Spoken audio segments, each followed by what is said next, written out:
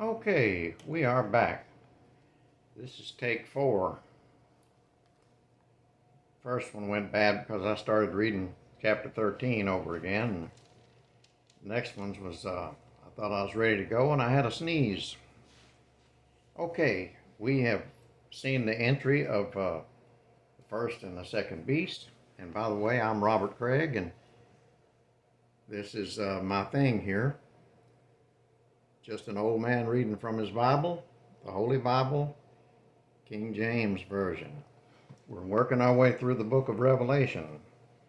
And here we are after having seen the entry of the first and second beast. Now we see in verse 14 a shift in the scene. And I looked, and lo, a lamb stood on the Mount Zion, and with him 144,000, having his Father's name written in their foreheads.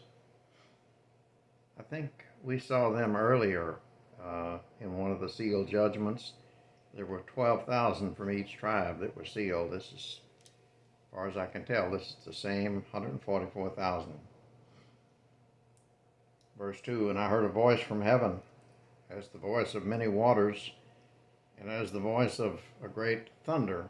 And I heard the voice of harpers harping with their harps. And they sung, as it were, a new song before the throne and before the four beasts and the elders. And no man could learn that song but the 144,000 which were redeemed from the earth. These are they which were not defiled with women, for they are virgins. These are they which follow the Lamb whithersoever he goeth.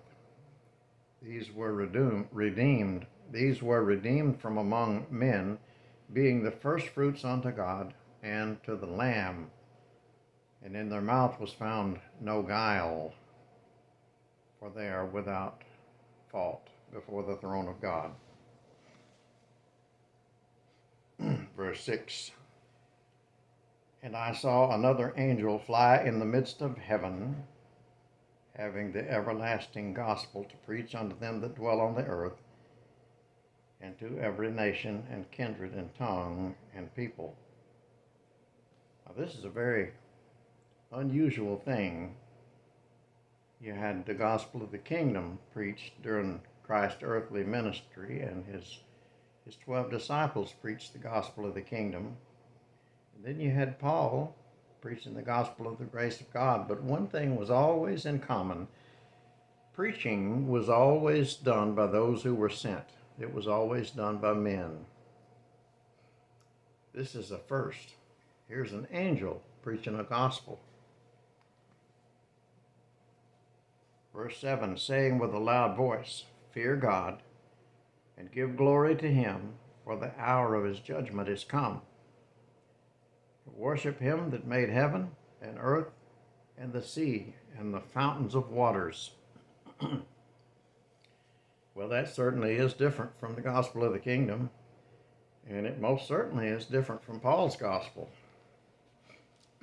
Verse 8, and there followed another angel, saying, Babylon is fallen, that great city, because she made all nations drink of the wine of the wrath of her fornication.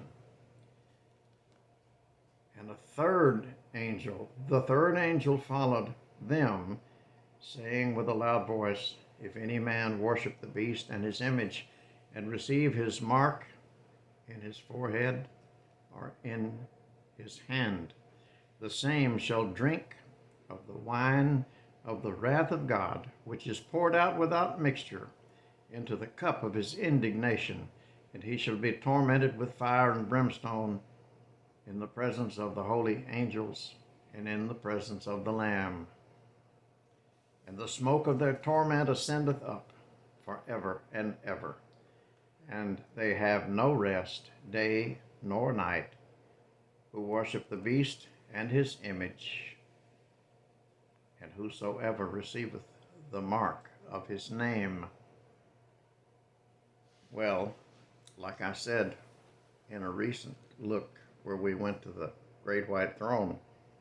The Bible does not say much about the lake of fire, but what it does say, it says it clearly, and well, I don't know what the word is. Briefly and clearly, I guess would be the way. Verse 12, here is the patience of the saints. Here are they that keep the commandments of God and the faith of Jesus. And I heard a voice from heaven saying unto me, Write, blessed are the dead which die in the Lord from henceforth. Yea, saith the Spirit, that they may rest from their labors, and their works do follow them.